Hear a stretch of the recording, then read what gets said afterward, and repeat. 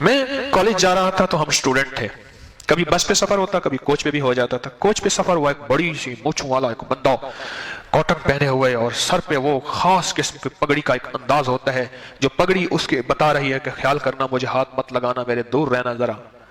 پگڑی کا انداز ہوتا ہے نا خاص، وہ باندھے ہوئے بیٹھا۔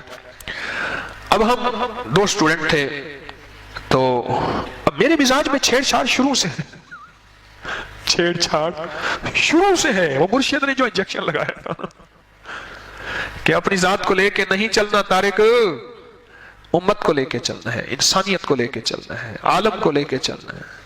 اپنی اکیلی جنت منوانی ہے تو کریم ہے، مان جائے گا، کریم ہے، میں کریم کہہ رہا ہوں، اپنے بھروسے کی بات نہیں کر رہا کہ میں کچھ ہوں، کریم ہے، مان جائے گا۔ پر یہ محمدی مزاج تو نہ ہوا، محمدی مزاج تو نہ ہوا۔ جو محمدی مزاج ہے وہ اپنے تن من اپنی چاہتوں سے ہٹ کے آگے سے آگے، عالم کے لیے، انسانیت کے۔ جگہ وہی پڑی تھی، سیٹ نمبر جو دیکھا تو دیکھا وہی ہے، اسی کے ساتھ وہ کہے تو بیٹھ اور میں کہوں، وہ کہے تو بیٹھ، تو بیٹھ طارق، تو بیٹھ، ہاں اس کے ساتھ تو بیٹھے، مجھے آلے دنال تو بیٹھ، ڈرانا بندہ لمبا قد ایسے۔ خیر میں بیٹھ گیا۔ بیٹھنے کے بعد جب گاڑی چل پڑی تو میں نے ایسے ہاتھ آگے بڑھایا، میں نے کہا السلام علیکم۔ اس نے تھوڑا سا ایسے، یعنی ایسے، مجھے دیکھا نہیں ایسے، پھر کے نہیں دیکھا، ایسے کر کے علیہ السلام، علیہ السلام، ایسے تھوڑا سا ایسے ہاتھ۔ میں کہا آپ تو ٹھیک ٹھاک ہیں، خیریت سے ہیں، اور تینوں میں بیمار نظر آتا ہوں؟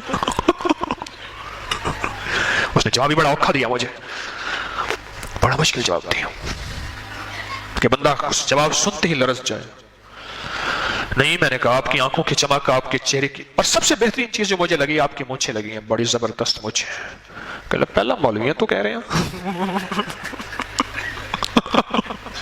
ہاں زبردست مونچھیں، میں نے کہا۔ اور میں نے کہا کاٹن تو اپنے غلام احمد کا پہنا ہوا ہے، چیئرمین کا نہیں ہے، میں بھی پہنتا ہوں۔ کہنا ہاں، پھر میری طرف ایسے دیکھا، میں نے کہا غلام احمد کا ہے، چیئرمین کا نہیں ہے۔ غلام احمد کی بہت اچھی کوالٹی ہے، اور دھونے والا بھی کمال ہے۔ کلف کے اندر اس نے جو کلف لگایا ہے، اس کے اندر پیڑیاں نہیں ہیں، اس کی جو کلف کی بالکل فریش استری ہے، بہترین ہے۔ باذوق لگتے ہیں ویسے، آپ باذوق لگتے ہیں، ہماری دوستی لگ گئی۔ میں نے کہا میرے مرشد ہیں، انہوں نے ایک تحفہ دیا ہے، کہیں تو آپ کو دے دوں؟ کہہ رہے ہاں، اسی پیرانوں منع ڈالے ہیں، ہم بھی پیروں کو ماننے والے ہیں۔ میرے مرشد نے ایک تحفہ دیا ہے، میں نے ایک وظیفہ تھا، چھوٹا سا ایک لفظ تھا، اس کا فائدہ بتایا، بتاتا رہا، بتاتا رہا، بتاتا رہا۔ کوئی میں نے 10-12 منٹ کی گیم کی ہوگی، یہ 10-12 منٹ کی گیم ہے، 10-12 منٹ۔ 10-12 منٹ کے بعد اس کا اندر ابلا کھلا، اور وہ سارا میری طرف ہو کے بیٹھا، اور ساتھ والا میرا کلاس والو دیکھ رہا، طارق نے 1 منٹ میں گیم کہاں سے کہاں پہنچا دی، 1 منٹ میں سارا مجھے دیکھ رہا اور میری طرف ہو کے بیٹھا۔ پھر اس نے اپنی زندگی کے غم سنائے، کہنے لگے لوگ مجھ سے ڈرتے ہیں، ہیبت کرتے ہیں، میں بڑی بڑی پنچایتوں میں بیٹھا ہوں، منٹ میں فیصلے کر لیتا ہوں، پر میرا ایک فیصلہ نہیں ہو رہا۔ اور پھر اپنی جو بیوی کا غم سنایا، اور بیوی نے اولاد کی جو تربیت کی، اور کہا کہ بیوی کہتی ہے جا کے باپ تمہارا ہے، اس کو گالیاں دو، اس کو لانتے دو، اور اس کو یہ چیز مار کے آؤ۔ کہنے لگا بیوی کو میں نے جتنا میں نے مارا ہے کسی نے نہیں مارا ہوگا، میں بہت لڑاکا آدمی ہوں، لیکن وہی ہے ٹیڑھی پسلی کو میں سیدھا نہیں کر سکا، اور بعد میں مجھے احساس ہوا کہ میں نے غلطی کی تھی۔ آج بیوی میرے خلاف ہے، اولاد میرے خلاف ہے۔ اور سب سے پہلے میں نے یہ لفظ اس سے سنا تھا کیونکہ بیوی کی یونین بن گئی ہے۔ میں نے کہا یونین سے مراد کہہ رہے جب اکیلی ہوتی ہے ہاتھ آ جاتی ہے، ہاتھ آ جاتی ہے، اور آپ بھی ہاتھ کھڑک ہے، ٹھیک ہے، بال آپ بھی سفید ہو گئے ہیں، ہاتھ باندھ رہے ہیں، ایسے کہتے ہیں۔ اور جب اس کی اولاد ہو جاتی ہے پھر اس کی یونین ہوتی ہے، کہنے لگے آپ اس کی یونین ہے۔ ایسا غم اس کا کہ اس کے آنسو آ رہے تھے اور وہ پی رہا تھا، باہر نہیں نکلنے دے رہا تھا، اپنے اعصاب کو اس نے مضبوط رکھا ہوا تھا، پر وہ اندر سے ٹوٹ گیا تھا، اس کا پتھر موم بن گیا تھا، اس کی موم پگھل پڑی تھی، اور وہ ایک ایسے ہاں کہ کہہ رہا تھا کہ لوگوں مجھ سے بڑا مظلوم دنیا میں کوئی نہیں ہے، مجھ سے بڑا بے سہارا دنیا میں کوئی نہیں ہے، مجھ سے بڑا بے آسرا دنیا میں کوئی نہیں ہے کہ مجھے کوئی مدد کرے، مجھے کوئی سہارا دے، اور میرے گھر کے غم کو، بیوی اور اولاد کے غم کو کوئی بندہ شیئر کر لے، ٹال دے، میری بیوی میرا دوست بن جائے، میری اولاد فرما بردار آنکھوں کی ٹھنڈک بن جائے۔ اس کے پاس کوئی سامان نہیں تھا، اس کے پاس کوئی سہارا نہیں تھا، اس کے پاس کچھ بھی نہیں تھا۔ مجھے کہنے لگا کہ آپ کا پتہ، میں نے کہا کلاس فلاں ہے، رول نمبر یہ ہے۔ میرا پتہ یہ تھا، میری کلاس یہ ہے، فلاں نمبر یہ ہے، اور رول نمبر یہ ہے میرا، اور فلاں کالج میں پڑھتا ہوں، بس یہ میرا پتہ ہے۔ اس کے بعد وہ نہیں ملا، مجھے نہیں ملا، لیکن اس کے غم اور اس کا درد کی کیفیت بتا رہی تھی۔ وہ دنیا کا بے سہارا انسان ہے جو کہ ہیبت کے اعتبار سے بہت زبردست ہے، لیکن وہ دنیا میں ٹوٹا ہوا ہے، اندر سے بکھرا ہوا ہے۔ میں اسلام آباد گیا تو وہاں ایک صاحب سے ملنے کے لیے، انہوں نے کہا جی مسجد میں گئے ہیں۔ میں مسجد میں جا کے بیٹھ گیا، وہ مسجد میں تھے نہیں۔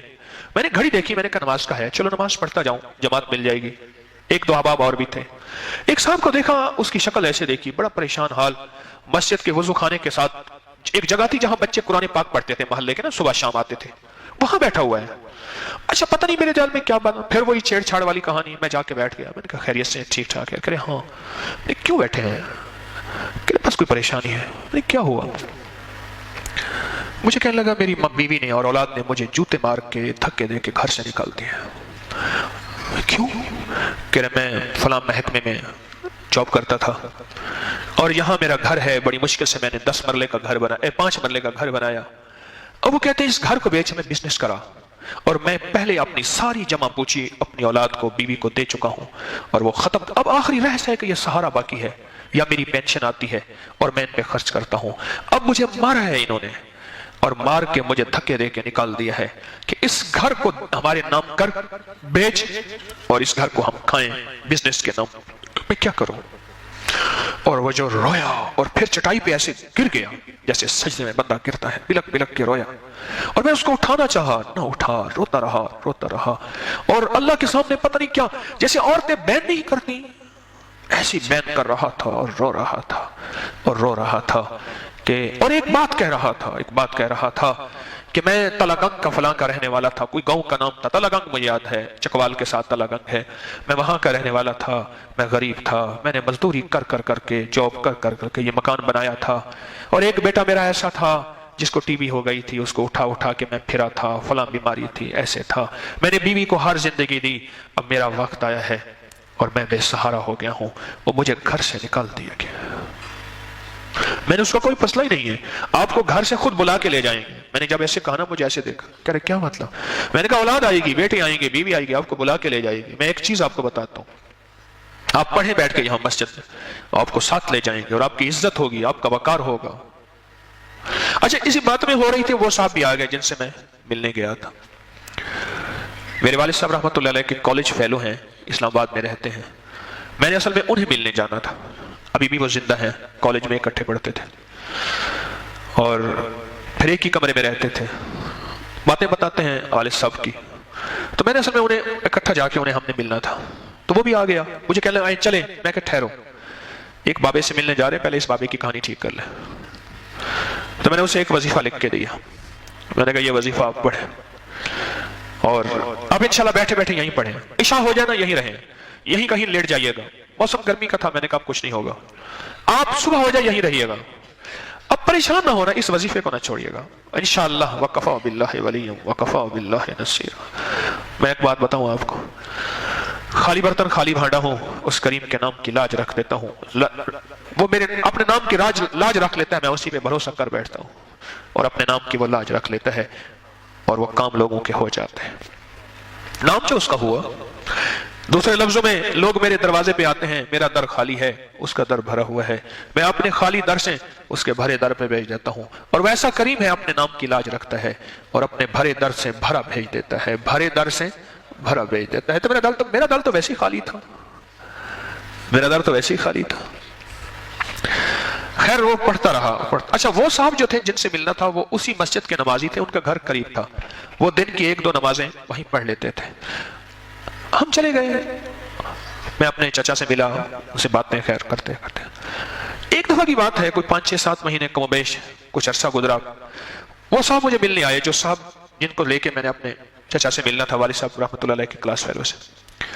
تو میں نے ایسے کہا، میں نے کہا وہ چاچے کا کیا حال ہے جس کو گھر سے اولاد نے نکال دیا تھا؟ مجھے کہنے لگا آپ پوچھیں نہیں، اس سے خود ملیں جو آپ کو کہانی سناتا ہے، وہ تو آپ کو ڈھونڈتا پھر رہا ہے، اسے بعد میں پتا چلا ہے کہ آپ جو ہے وہ ابکری والے ہیں، اور وہ کہنے لگا اس نے بعد میں پتا چلا وہ تو آپ ڈھونڈتا پھر رہا ہے، اور اس کے ساتھ بہت زبردست گھر والے محبت کر رہے، پیار کر رہے، اب کوئی نہیں کہتا مکان لکھ دیں، اس کے ساتھ محبتیں ہیں، پیار ہے۔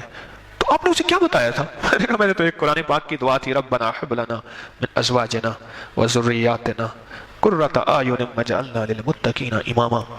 بس اصل میں بات یہ ہے، اس کے اندر اس وقت چونکہ درد تھا، ساری عمر کی کمائی اولاد تھی، ساری عمر کی کمائی گھر تھا، وہ درد تھا اور اس نے درد سے پڑھا، اور رب کو درد مطلوب ہے، الفاظ مطلوب نہیں ہے۔